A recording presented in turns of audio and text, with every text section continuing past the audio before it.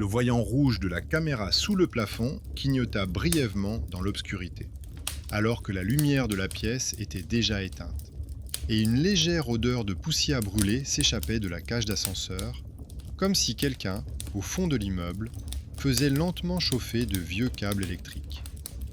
Bonjour à ceux qui écoutent cette histoire. Cette voix s'adresse à ceux qui ont actuellement leur écran allumé, dont la lumière est allumée ou vient de s'éteindre dans la pièce.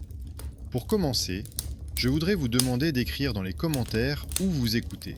Sur votre lit, dans votre cuisine, sur la route, dans une maison étrangère. Ces détails aident à imaginer comment une même histoire peut prendre vie dans différents endroits. Je vous souhaite une écoute calme mais attentive, car nous allons parler d'une personne qui était persuadée de vivre seule, jusqu'à ce qu'un message transforme son quotidien habituel en une tension permanente. La jeune fille s'appelle Léra. Elle loue un petit studio dans un immeuble ordinaire à la périphérie d'une grande ville. Dans la pièce, il y a un lit, une table, une armoire, du vieux linoléum et seulement une fenêtre donnant sur d'autres fenêtres identiques. Léra travaille au service d'assistance d'une grande entreprise, passe ses nuits au téléphone, écoute des voix irritées et explique patiemment toujours les mêmes choses. Sa motivation est simple, garder son emploi, ne pas perdre son logement et continuer à envoyer de l'argent à sa mère, qui vit dans une autre ville et qui paye les factures de services publics et les médicaments. Pour cela, Léra accepte les quarts de nuit, fait des heures supplémentaires, économise sur la nourriture et les loisirs, mais paye régulièrement son loyer et ses factures de téléphone. C'est son ex-petit ami, Artem, qui l'avait aidé à trouver cet appartement. Il connaissait bien le quartier, assurait qu'il comprenait comment fonctionnaient les vieux immeubles et se vantait d'avoir des relations dans la société de gestion. Il aimait répéter que dans ces immeubles, tout reposait sur quelques personnes et sur de vieilles clés qui circulaient de main en main depuis des années. Selon lui, si on avait déjà mis les pieds dans un local technique ou une arrière-boutique, on pouvait toujours se mettre d'accord pour y retourner. À l'époque, cela semblait être de la vantardise. Léra était reconnaissante de l'aide rapide apportée pour le logement et ne s'est pas demandé qui ouvrait quoi à qui. Avec le temps, leur relation a pris fin. Artem a disparu dans sa nouvelle vie, réapparaissant de temps en temps dans la correspondance par de courts messages. Léra a changé la serrure, a elle-même rédigé le contrat, a cessé de le laisser s'immiscer dans ses affaires personnelles. Pour plus de tranquillité, elle a acheté une caméra de plafond bon marché, un petit œil dans le coin de la pièce dirigé vers le lit et la fenêtre.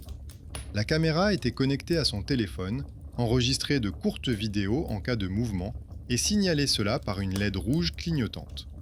Cette petite lumière est devenue partie intégrante de son rituel. Avant de partir travailler, Léra vérifiait qu'elle était allumée, jetait parfois un œil à l'application pendant la nuit et regardait son intérieur vide et calme. La maison autour menait sa vie. Dans l'entrée, les murs étaient écaillés, l'ascenseur était vieux et se bloquait parfois pendant une fraction de seconde avant de repartir. Les résidents se disputaient dans le chat commun de l'immeuble, se plaignaient que l'ascenseur fonctionnait tout seul la nuit, que les portes s'ouvraient sur le vide et qu'une odeur de brûlé venait de la cage d'ascenseur. Le technicien venait à chaque fois, vérifier, écrivait qu'il n'avait trouvé aucun problème critique. Mais l'odeur de poussière brûlée ne disparaissait pas pour autant. Léra s'était habituée à la sentir presque tous les soirs en entrant dans l'immeuble. Cette odeur était devenue le premier détail récurrent auquel elle ne prêtait pas attention, tant que tout semblait encore normal. Le deuxième détail se trouvait sur le seuil. Léra aimait que le paillasson devant la porte soit bien à plat. Elle le redressait soigneusement à chaque fois avant de partir. À plusieurs reprises, en rentrant, elle remarqua que le paillasson était légèrement déplacé, un coin était replié. Au début, elle attribuait cela à sa propre précipitation, puis au nettoyage de l'entrée. Un jour, elle se pencha pour le remettre en place et remarqua sous le paillasson une petite clé ancienne sans porte-clés. Le métal était usé. La forme était celle des serrures techniques. Cela lui fit mal au cœur. Sa voisine du dessous, Nadejda Ivanovna, travaillait comme femme de ménage dans un autre immeuble, se promenait avec un énorme trousseau de clés et connaissait toutes les portes et tous les interphones mieux que n'importe quel technicien. Léra lui a apporté sa trouvaille. Après l'avoir examinée attentivement, elle remarqua que des clés similaires avaient autrefois été remises aux employés des entrées et des caves, et promit de l'apporter à la conciergerie. Dans l'entrée, cette femme n'était pas appréciée pour ses remarques acerbes, mais personne n'appréciait vraiment sa capacité à s'y connaître en matière de détails administratifs. C'est ainsi qu'une personne sous-estimée, détentrice des clés de l'immeuble, s'est retrouvée aux côtés de Léra, bien que celle-ci n'y ait pas réfléchi. Le troisième détail venait du téléphone. La nuit, l'application de la caméra envoyait de temps en temps des notifications de mouvement. Léra regardait les vidéos entre les appels. L'ombre tremblante du rideau, la bande de lumière des voitures derrière la fenêtre, un reflet accidentel. La caméra réagissait à tout changement d'éclairage, alors elle désactivait simplement les notifications jusqu'au matin. Une fois, elle remarqua qu'une courte vidéo commençait par un léger tremblement de l'image, comme si la caméra avait été légèrement touchée. Puis, tout se stabilisait. Le lit, la fenêtre, la table, tout était à sa place. Léra décida que c'était le réseau qui ralentissait et ferma l'application. Quatrième détail, la fenêtre. Un matin, elle est revenue après son service et a trouvé le cadre légèrement entrouvert. La poignée n'était pas en position basse, mais légèrement sur le côté, et l'air qui s'engouffrait par la fente refroidissait la pièce. Léra se souvenait clairement qu'elle n'avait pas laissé la fenêtre ouverte pour aérer. Elle l'a fermée hermétiquement, a vérifié, mais a écarté toute inquiétude. Les gens se trompent parfois, la poignée n'avait peut-être pas été poussée jusqu'au bout. Associée à l'ascenseur et à la clé sous le paillasson, cela ne collait toujours pas. Le cinquième détail est apparu sous la forme d'un colis. En fin d'après-midi, on a sonné à la porte. Sur l'écran de l'interphone, on voyait un homme vêtu d'une veste à capuche, un paquet à la main.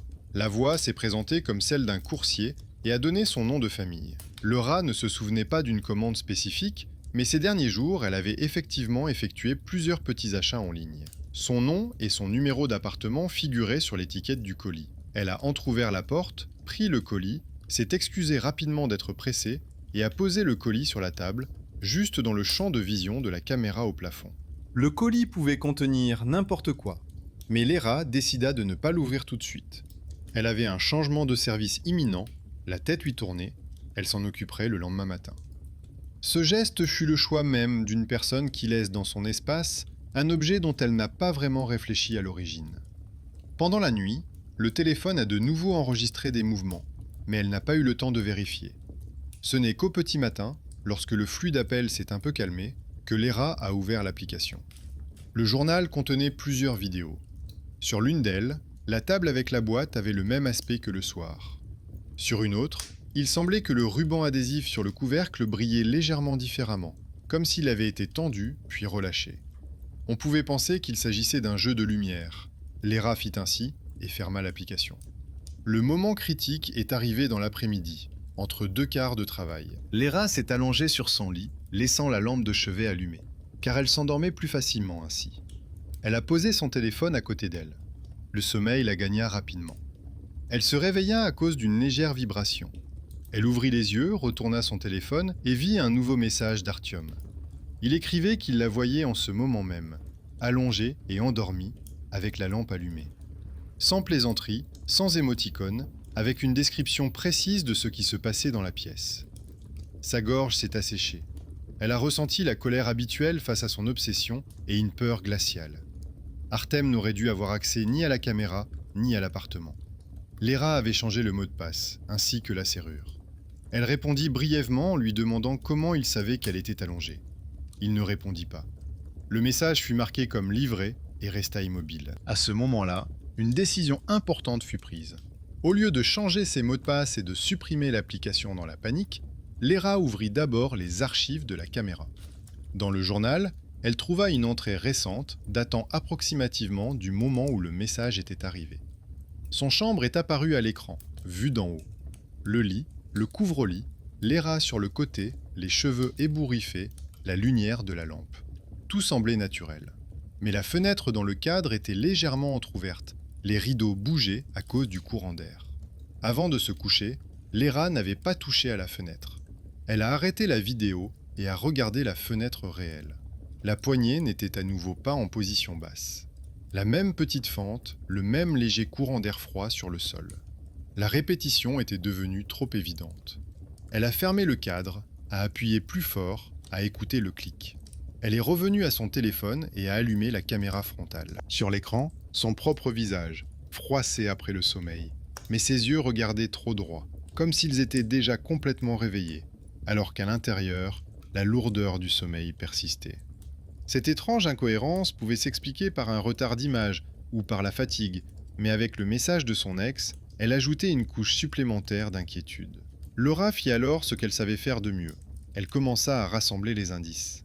L'odeur de brûlé dans l'ascenseur, le tapis déplacé près de la porte, la vieille clé en dessous, la promesse de la voisine de la porter à la conciergerie, et notification de la caméra, la fenêtre qui s'est ouverte toute seule, le colis du livreur qu'elle n'a jamais ouvert, le message de l'homme qui se vantait autrefois de connaître les habitudes des habitants de l'immeuble.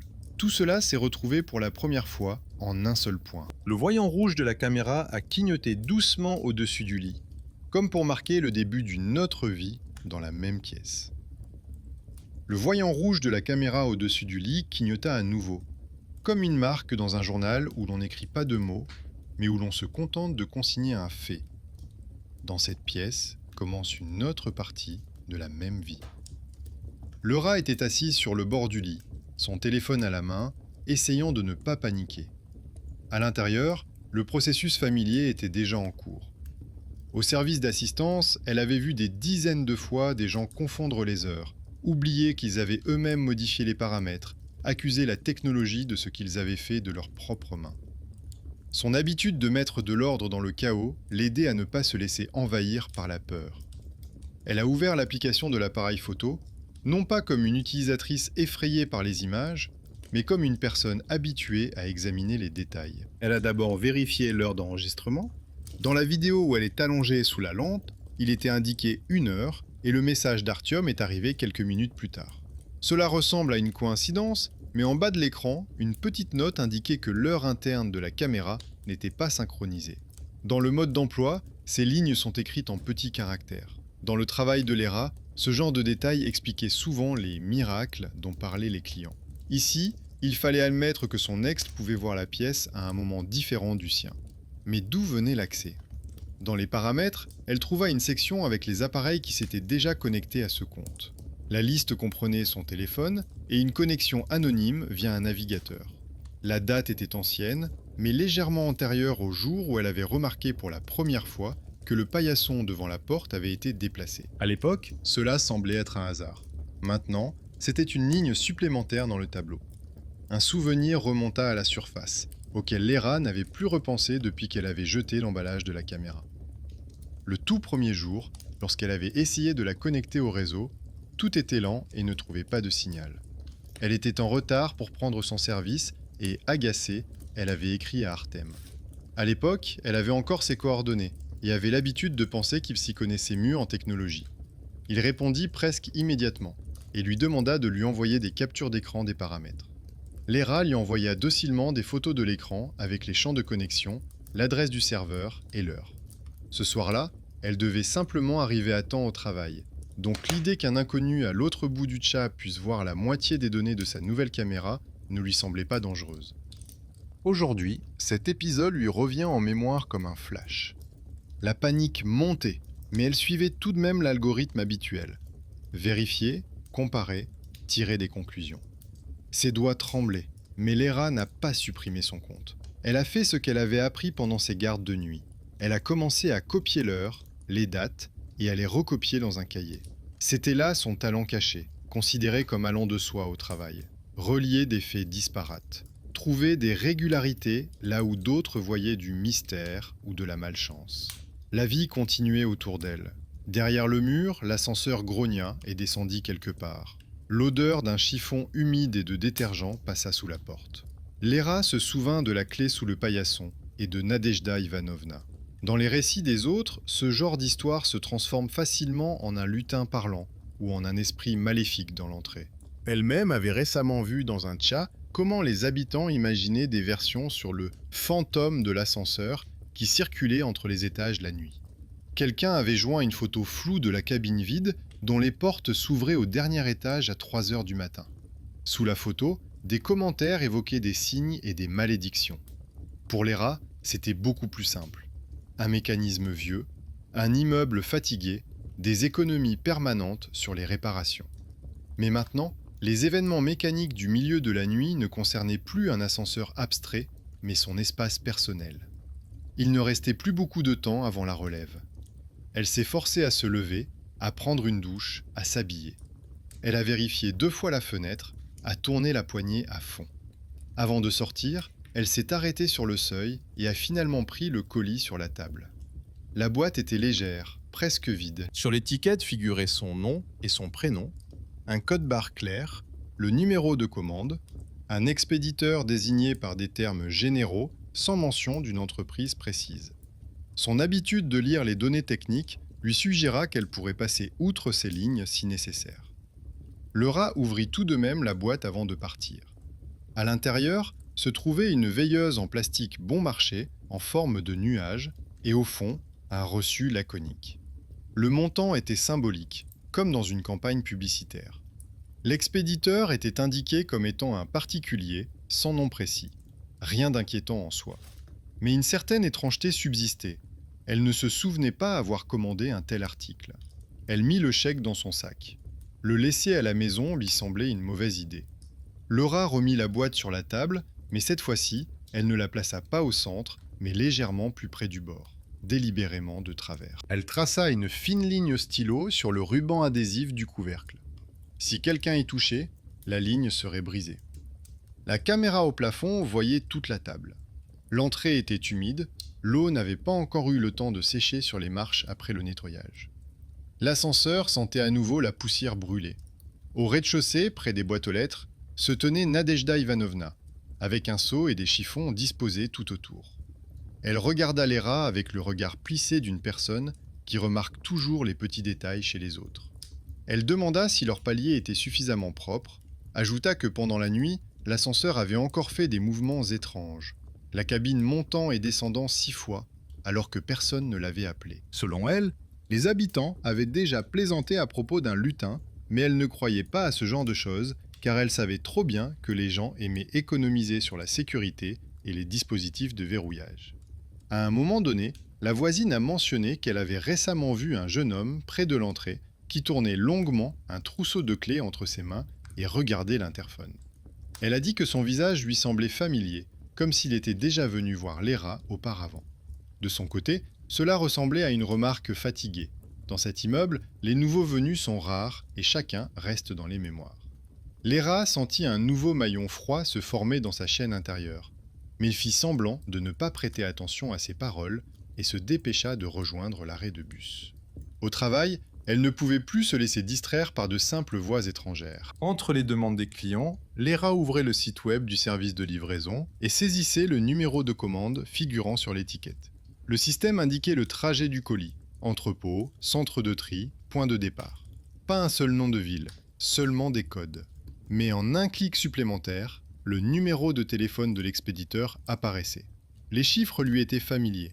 Le compte d'Artyom lui revint en mémoire, ainsi que ses rares appels. Il n'avait pas simplement envoyé un message étrange, mais avait posé des actes concrets. Il avait commandé un article à son nom et à son adresse, avait attendu la livraison, avait donné au coursier une raison de se présenter à sa porte. À ce stade, le mythe de la coïncidence mystique s'est définitivement dissipé. Il s'agissait clairement d'une personne réelle qui s'immisçait dans sa vie. Le colis n'était plus une boîte mystérieuse venue de nulle part. Il était devenu un document dans lequel on pouvait lire l'initiative et le contrôle d'un tiers. La question était de savoir ce que l'expéditeur voulait contrôler exactement. Le moment où elle était chez elle, ou ce qui se passait dans sa chambre. L'idée d'appeler la police lui traversa l'esprit, mais son raisonnement fit naître des doutes. Quelques enregistrements étranges de la caméra, la clé sous le paillasson, le colis de son ex, le message disant qu'il la voyait dormir, tout cela pouvait facilement se transformer, sur le papier, en une histoire de personnes jalouses qui plaisantaient simplement. Léra savait combien il était difficile de prouver une menace tant que rien de concret ne s'était produit. Elle a décidé de commencer par rassembler davantage d'éléments. Ce choix a également accru le risque. Au lieu de courir immédiatement vers quelqu'un pour obtenir une protection officielle, elle a choisi d'observer et de rassembler des preuves. En fait, elle a misé sur sa capacité à comprendre la situation par elle-même. Le soir, avant sa prochaine garde de nuit, Léra est rentrée chez elle plus tôt que d'habitude. Tout semblait normal dans l'appartement. La fenêtre était fermée, la poignée dans la bonne position. La boîte avec la lampe de chevet était sur la table, le ruban adhésif était bien droit. Elle leva les yeux vers la caméra et se permit un instant de la considérer comme une alliée, même si elle savait que quelqu'un d'autre pouvait aussi l'observer à travers elle. Avant de partir, elle a décidé de changer son ordre habituel. Elle a placé la lampe de chevet plus près du centre de la pièce, de manière à ce que la lumière éclaire également la table avec le colis. Elle a laissé son téléphone non pas sur la table de chevet, mais sur le bord de la table, écran vers le haut. Elle a activé la caméra en dirigeant l'objectif frontal vers le lit. Elle n'a pas lancé l'enregistrement, elle a simplement laissé l'application ouverte où l'on pouvait voir la moitié de la pièce. C'était un geste étrange, mais compréhensible. Louer une paire d'yeux supplémentaires dans un espace où il y avait déjà trop de surveillance. La nuit, elle était de nouveau assise dans son bureau, écoutant les plaintes des autres et expliquant d'une voix calme les étapes standardisées. Son téléphone était à côté d'elle et elle ne désactivait plus les notifications de la caméra de sa maison. Au début de son service, elle en a reçu une, puis une deuxième. Laura notait l'heure à chaque fois mais n'ouvrait pas les vidéos, décidant de regarder l'archive en une seule fois pour ne pas se distraire. Vers le milieu de son service, le flux d'appels a diminué. Elle s'est enfin autorisée à ouvrir l'application. La liste contenait de courtes vidéos. Sur l'une d'elles, les rideaux bougeaient à peine. Le vent nocturne avait trouvé une fente. Sur une autre, la lumière de la lampe avait légèrement changé, probablement parce que l'ampoule avait chauffé. Une entrée sortait du lot. Elle commençait par une image statique habituelle de la pièce, puis, pendant une fraction de seconde, l'image s'effaçait sur un fond gris, comme si le signal avait disparu. Après une pause, l'image revenait, mais le téléphone posé sur la table était légèrement différent, comme si quelqu'un l'avait déplacé de quelques centimètres. Son œil, habitué aux détails, l'a immédiatement remarqué. Léra a fait défiler l'enregistrement dans les deux sens pour s'assurer qu'il ne s'agissait pas d'un jeu de lumière. La caméra n'avait pas bougé, l'angle de vue était le même, mais l'objet en bas était différent. Un frisson lui parcourut la nuque. Dans les récits hospitaliers, on appelle cela un déjà-vu nocturne. Dans les récits mystiques, une intervention de quelque chose d'invisible. Ici, tout semblait indiquer une brève interruption de la connexion et une main rapide et prudente qui avait réussi à toucher ses affaires pendant ce temps. À ce moment-là, une nouvelle notification est apparue sur l'écran du téléphone qui ne provenait plus de l'application de la caméra. C'était un message d'Artyom. Il disait qu'elle était à nouveau assise et regardait l'écran. La phrase était simple et précise. Léra était effectivement assise dans un fauteuil de bureau, regardait l'écran de son téléphone et essayait de comprendre ce qui se passait chez elle. La lampe de la pièce était allumée, la caméra enregistrée. Les explications habituelles luttaient au monde à nouveau contre le sentiment que quelqu'un observait littéralement sa réaction. Elle leva la tête, comme si elle pouvait voir la source. Autour d'elle, il n'y avait que d'autres opérateurs, chacun avec son écouteur, chacun dans son petit rectangle de lumière. Elle ne répondit pas. Au lieu de cela, elle rouvrit l'application et fit défiler les archives jusqu'au moment le plus récent. Le dernier enregistrement était très court. Il montrait l'écran du téléphone posé sur la table dans le champ de vision de la caméra.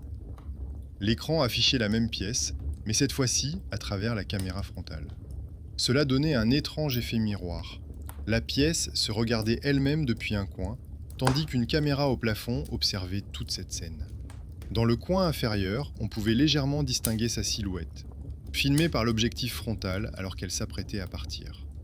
Quiconque avait accès à l'une de ces images pouvait facilement dire qu'elle regardait l'écran, même sans être à proximité. Au fond de sa mémoire, un autre accord gênant refit surface. Au moment où Léra emménageait dans cet appartement, Artem lui avait proposé de remplir une partie des documents non pas à son nom, mais au nom d'un parent éloigné qui bénéficiait soi-disant d'une réduction auprès du propriétaire de l'immeuble. À l'époque, cela semblait être une astuce pratique. Moins de dépenses, moins de formalités.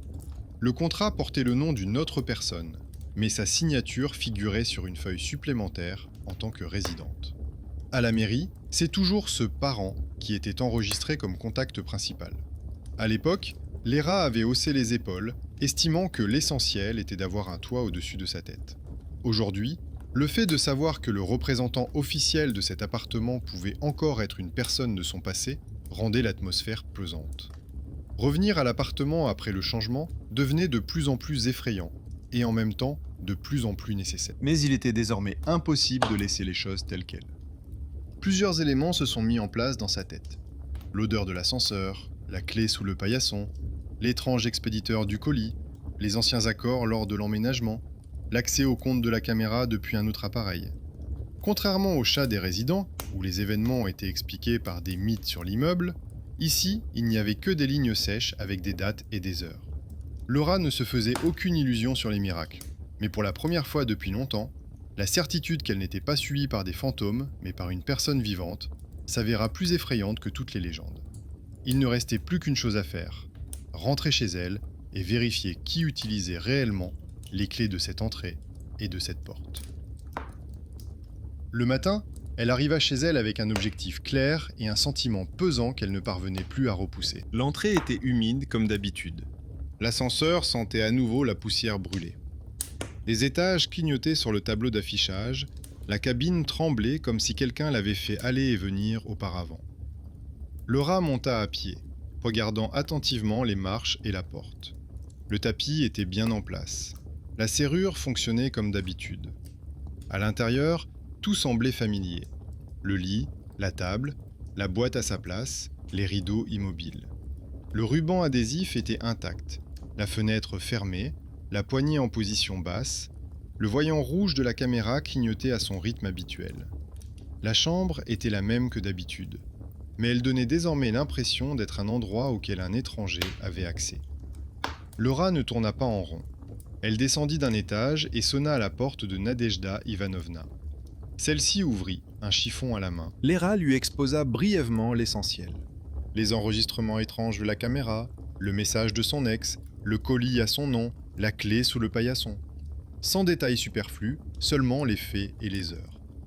La voisine écouta attentivement, demanda à quel jour les notifications étaient arrivées, quand la clé avait été trouvée, à quelles heures l'ascenseur fonctionnait la nuit. Nadejda Ivanovna a dit qu'elle remarquait depuis longtemps un jeune homme près de l'interphone. Selon elle, il s'était tenu plusieurs fois devant l'entrée, avait appuyé sur les boutons et regardé la porte. Son visage lui semblait familier, elle se souvenait l'avoir déjà vu chez Léra. Elle a également raconté que lorsque Léra avait emménagé, elle avait aperçu le contrat chez la gérante, et s'était souvenue que le locataire principal était un homme, et non Léra. La voisine avait alors pensé qu'il s'agissait d'un membre de la famille et n'était pas intervenue. De retour à l'appartement, Léra a sorti ses copies du contrat. Dans la colonne du locataire principal, il y avait effectivement inscrit un homme avec un autre nom de famille. Le prénom correspondait à celui du parent qu'Artyom avait utilisé pour couvrir la location.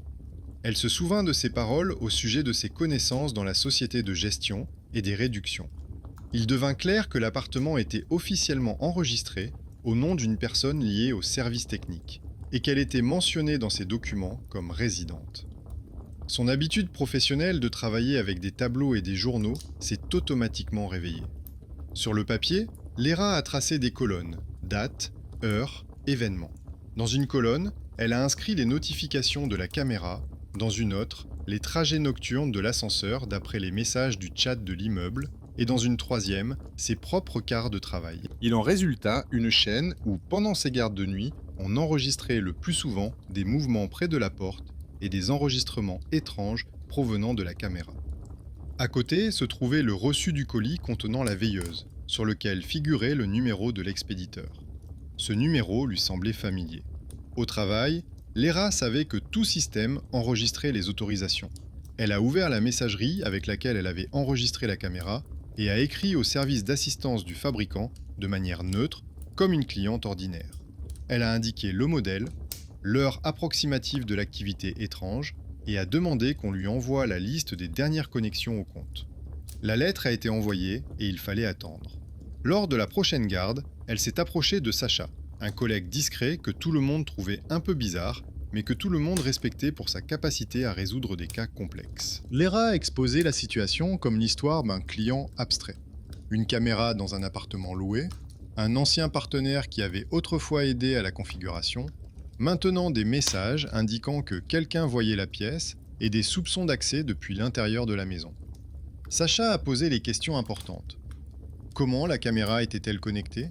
Le mot de passe avait-il été changé? Y avait-il un routeur dans le coffret électrique ou dans l'appartement lui-même? Il a dit que souvent, les gens racontent cela comme s'il s'agissait de mysticisme, mais en réalité, les schémas sont primitifs. Si quelqu'un a configuré l'appareil le premier jour et a vu le nom d'utilisateur, il a pu le sauvegarder et se connecter plus tard. Dans certains immeubles, l'Internet passe par un boîtier commun dans le couloir. Si l'on y branche un petit appareil, on peut détourner le trafic à son profit.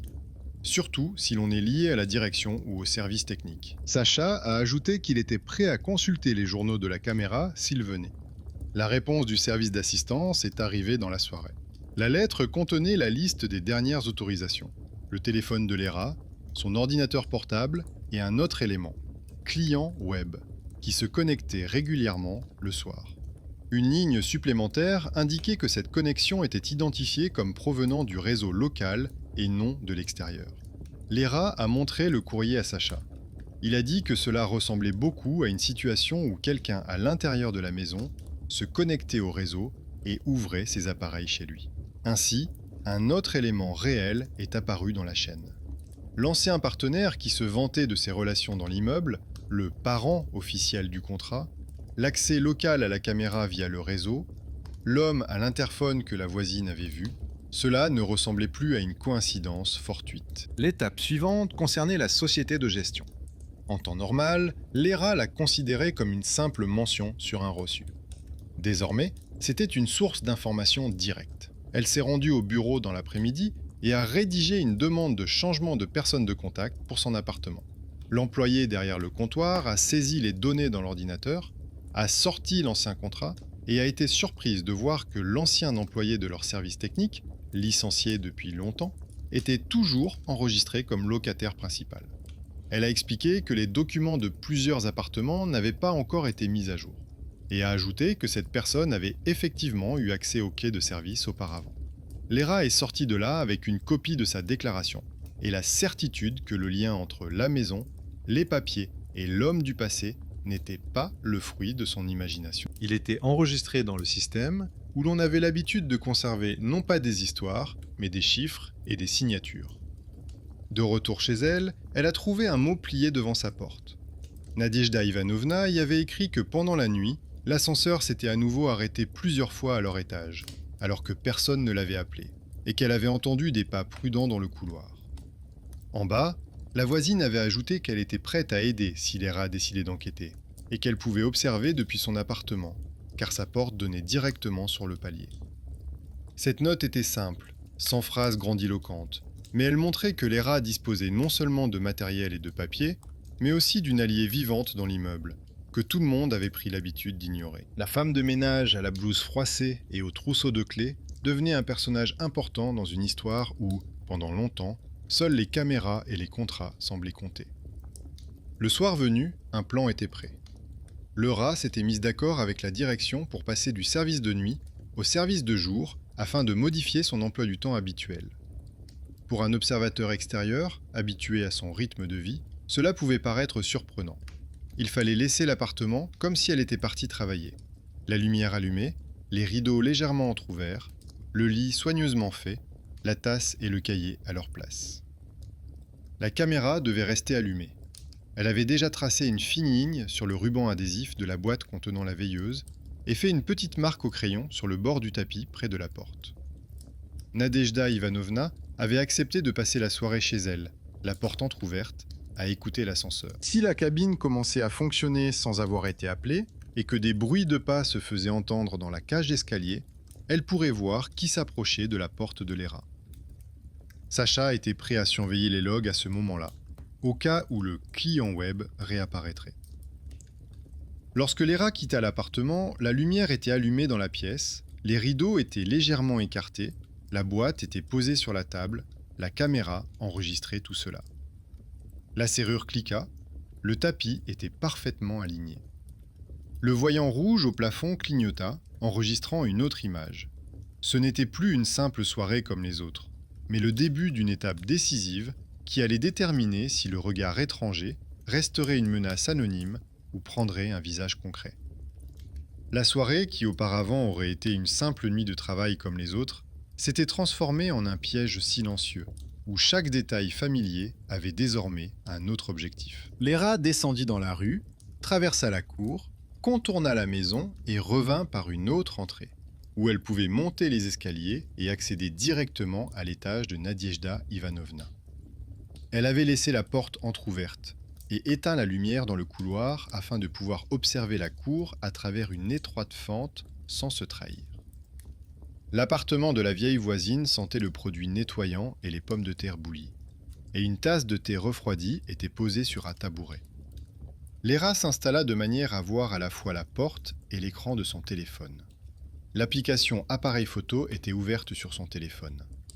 Une pièce vide avec la lumière allumée, un lit soigneusement fait, une table avec une boîte et une fine ligne de ruban adhésif, les rideaux légèrement écartés.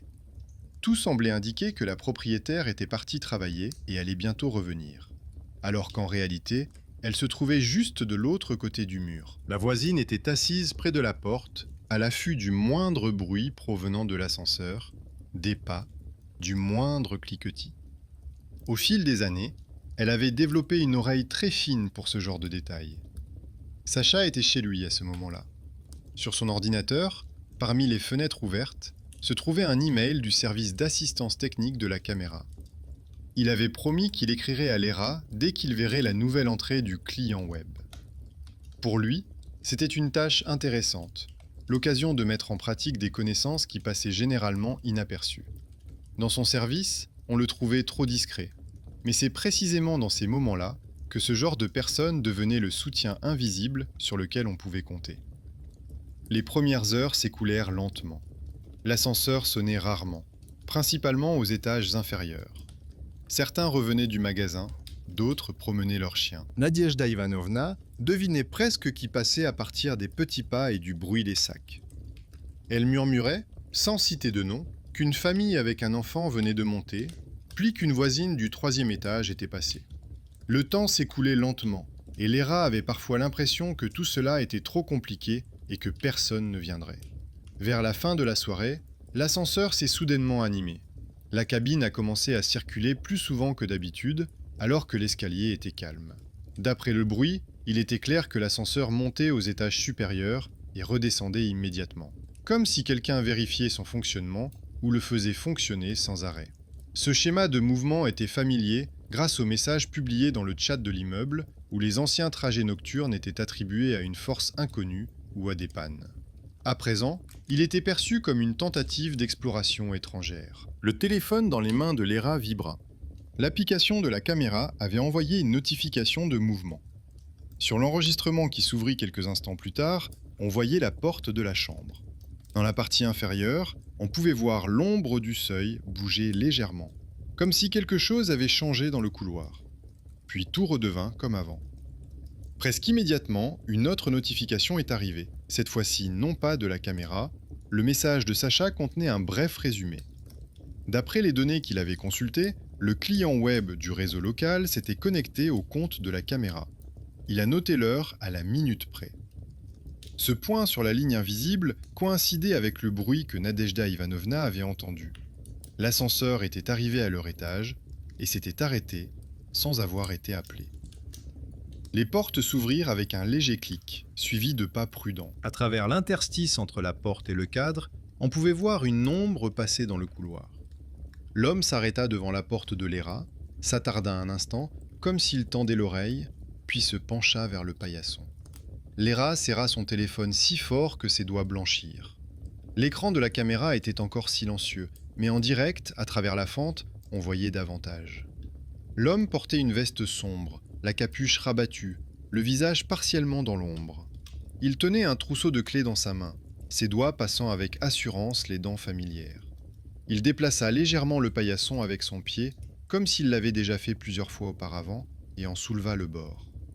La petite marque au crayon sur le bord du paillasson n'était désormais visible qu'à moitié. Cela suffit pour comprendre. Un pied étranger avait déjà laissé son empreinte. Tout s'est ensuite déroulé très vite. l'homme a sorti une clé très similaire à l'ancienne clé de service. Il l'a insérée dans la serrure de la porte de Lera et l'a tournée sans effort. La serrure s'ouvrit comme elle s'ouvre pour ceux qui en ont l'habitude depuis longtemps. Il entra sans allumer la lumière supplémentaire, la porte derrière lui se referma doucement, mais sans se verrouiller complètement.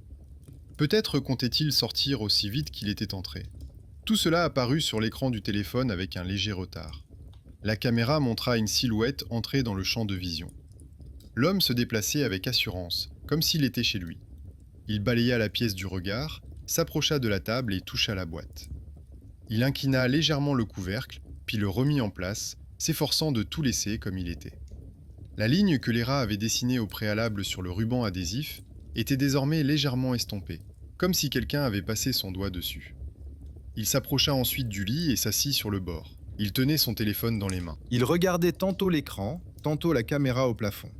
À ce moment-là, il était facile d'imaginer qu'à l'autre bout du réseau, quelqu'un recevait un message indiquant que le propriétaire de l'appartement était soi-disant en train de dormir ou de regarder son écran.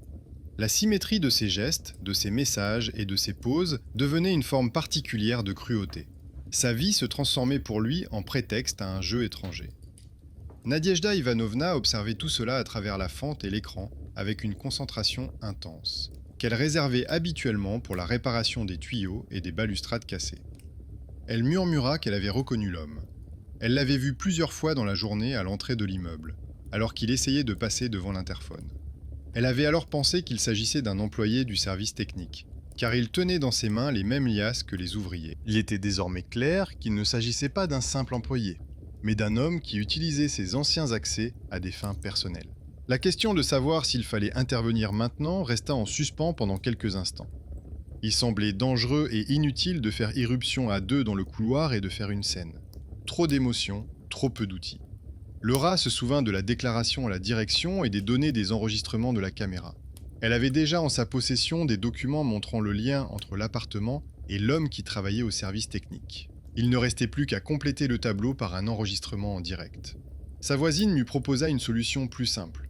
Appeler non pas la police, qui mettrait un temps indéterminé à arriver, mais le policier de quartier, dont elle connaissait le numéro grâce à leurs nombreuses conversations dans l'entrée de l'immeuble. Dans leur immeuble, rares étaient ceux qui avaient noué des relations avec lui, mais elle avait dû l'appeler à plusieurs reprises pour des questions d'ordre pratique.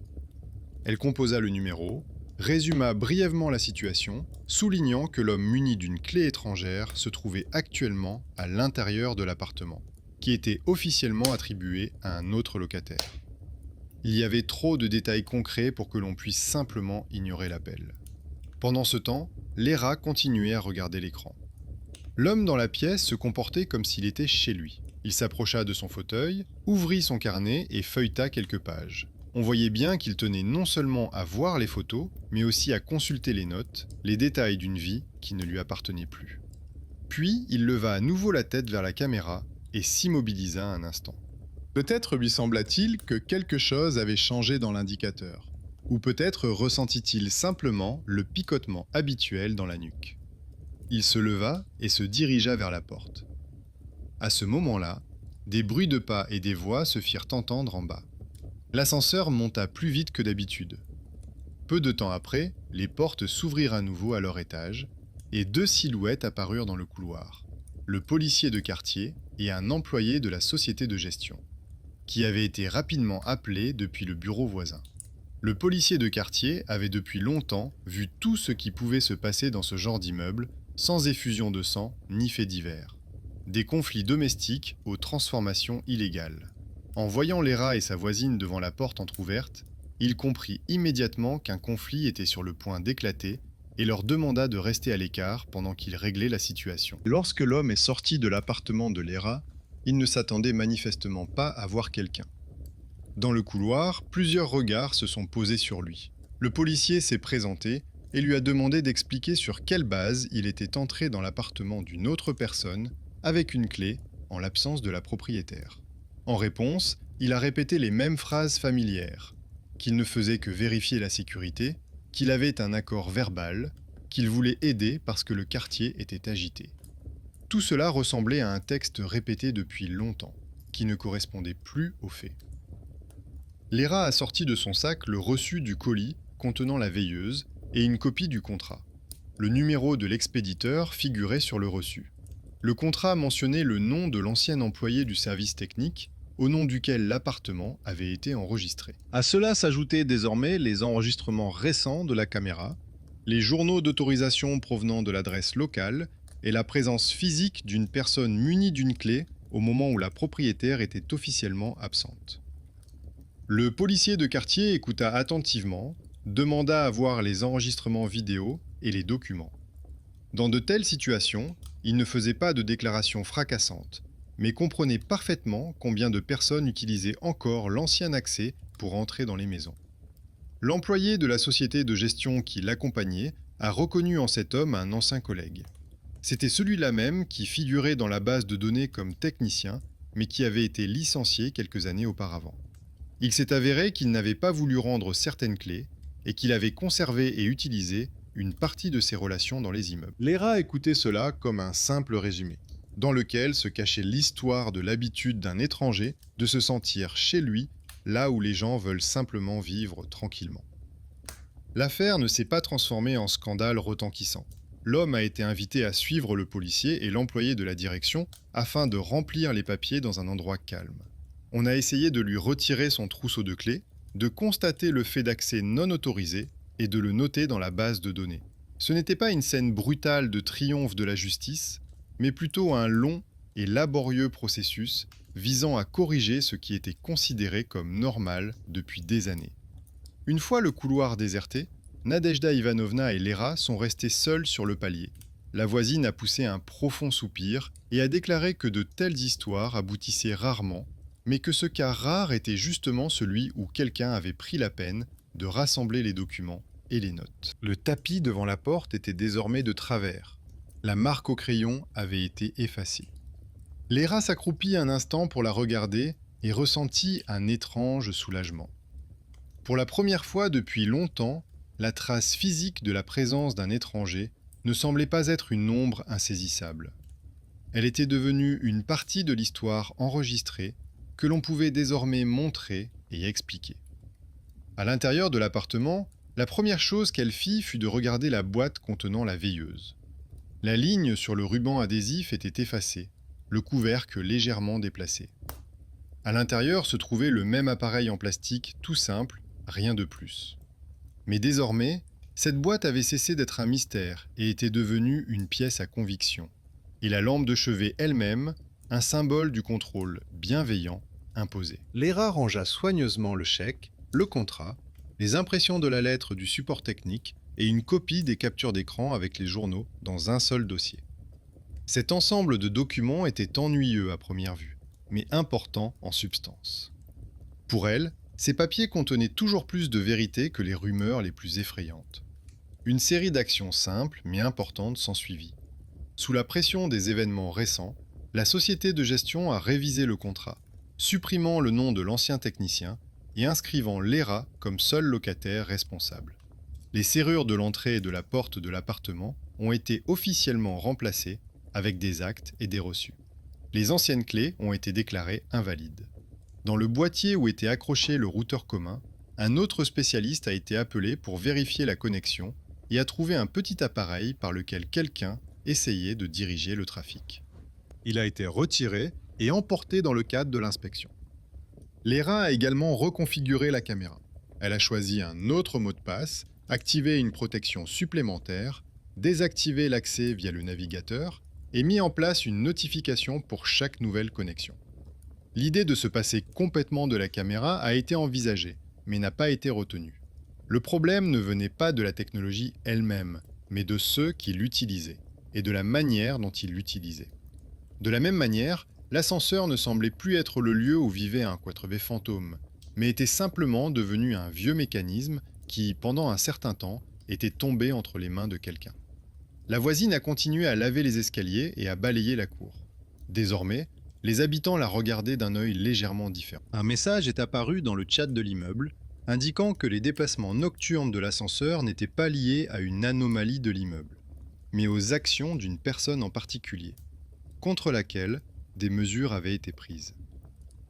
Beaucoup ont réagi à ce message par des mentions silencieuses. Avec le temps, cette histoire est devenue l'une de celles que l'on raconte aux nouveaux arrivants. Non pas pour leur parler de miracles, mais pour leur montrer combien il est important de regarder les gens, et pas seulement les murs.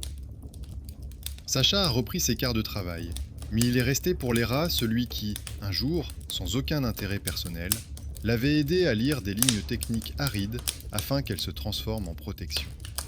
Son talent pour remarquer les liens dans les journaux ne semblait plus être une particularité étrange et inutile. Pour elle, cela lui rappelait que dans un monde où il y a tant d'yeux et de caméras, celui qui sait lire correctement un tableau peut parfois s'avérer décisif. Lorsque tout fut plus ou moins réglé et que les documents furent rangés dans un dossier séparé, Léra se coucha pour la première fois depuis longtemps dans sa chambre avec une lampe qu'elle avait allumée elle-même, sans craindre que quelqu'un soit en train de l'écrire, décrivant sa posture. La caméra au plafond était toujours là, mais le voyant rouge n'était plus perçu comme un œil étranger. C'était un outil sur lequel elle avait repris le contrôle. La fenêtre était fermée, la poignée verrouillée. Le tapis était bien à plat, aucune clé n'était cachée dessous. Les rumeurs sur l'ascenseur étrange se sont progressivement dissipées. Les gens continuaient à inventer des histoires sur les maisons et leurs personnages, mais dans cet immeuble, les trajets nocturnes avaient désormais une signification bien précise. Ce n'était ni un fantôme, ni une malédiction, mais un ancien technicien qui avait trop longtemps considéré les appartements des autres comme le prolongement de son territoire, et qui s'était un jour rendu compte que même dans la maison la plus ordinaire, il y avait des gens prêts à dire « ça suffit », non pas en criant, mais avec un dossier rempli de papiers et une attention particulière aux détails. Au final, cette histoire ne nécessite pas de conclusion fracassante. Il suffit que des objets familiers, tapis, boîtes, caméras, ascenseurs, chèques, soient passés du statut de détail secondaire à celui de ligne de défense. Ce qui s'est avéré effrayant, ce n'est pas ce qui vit dans l'obscurité, mais ce qui se cache depuis des années derrière des mots de sollicitude et de savoir. Et le calme n'est pas revenu lorsque la lumière clignotante de la caméra a disparu, mais lorsque le mystère de l'identité de celui qui regardait en retour a été levé.